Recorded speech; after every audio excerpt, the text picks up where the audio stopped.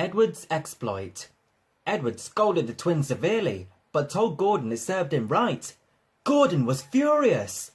A few days later, some enthusiasts came. On their last afternoon, they went to the China Clay Works. Edward found it hard to start the heavy train.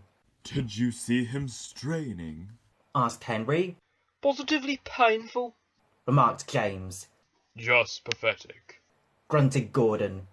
He should give up and be preserved before it's too late. Shut up! Burst out Duck. You're all jealous. Edward's better than any of you. You're right, Duck. Said Boko. Edward's old, but he'll surprise us all. Bill and Ben were delighted with their visitors. They loved being photographed and took the party to the workings in a brake van special. On the way home, however, the weather changed. Wind and rain buffeted Edward. His sanding gear failed, his wheels slipped, and his fireman rode in front, dropping sand on the rails by hand. Come on, come on, come on. Panted Edward breathlessly. This is dreadful. But there was worse to come. Before his driver could check them, his wheels slipped fiercely again and again. With a shrieking crack, something broke and battered his frame and splashed it up and out of shape. The passengers gathered round while the crew inspected the damage. Repairs took some time. One of your crank pins broke, Edward, Said his driver at last. We've taken your side rods off. Now you're a single, like an old-fashioned engine. Can you get these people home? They must start back tonight. I'll try, sir. Promised Edward. They backed down to where the line was more nearly level. Edward puffed and pulled his hardest, but his wheels kept slipping and he just could not start the heavy train. The passengers were getting anxious. Driver, fireman and guard went along the train, making adjustments between the coaches. We've loosened the couplings, Edward. They said.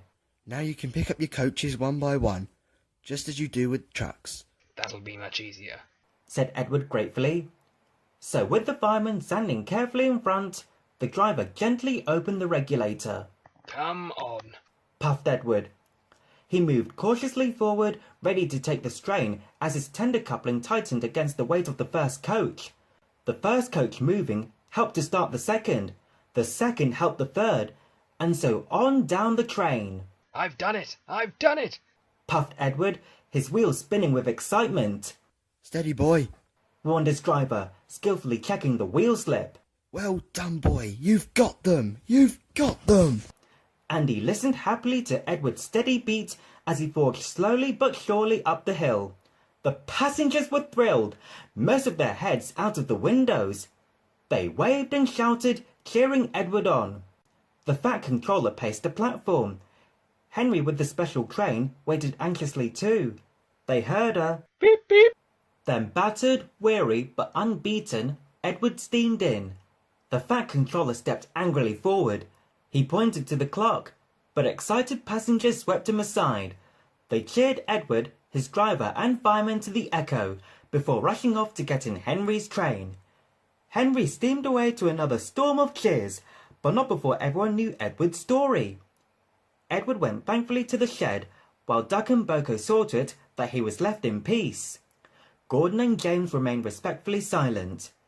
The Fat Controller asked Boko to look after Edward's line while he was being mended. Boko was pleased. He worked well, and now they run it together. Bill and Ben still tease him, but Boko doesn't mind. He lives at Edward Station, but is welcome anywhere, for he is now one of the family. Donald and Douglas were the last to accept him, but he often helps with their goods trains, and the other day they were heard to remark, "For a diesel, young Bogos needs such a bad sort of engine." That, from the Caledonian twins, is high praise indeed.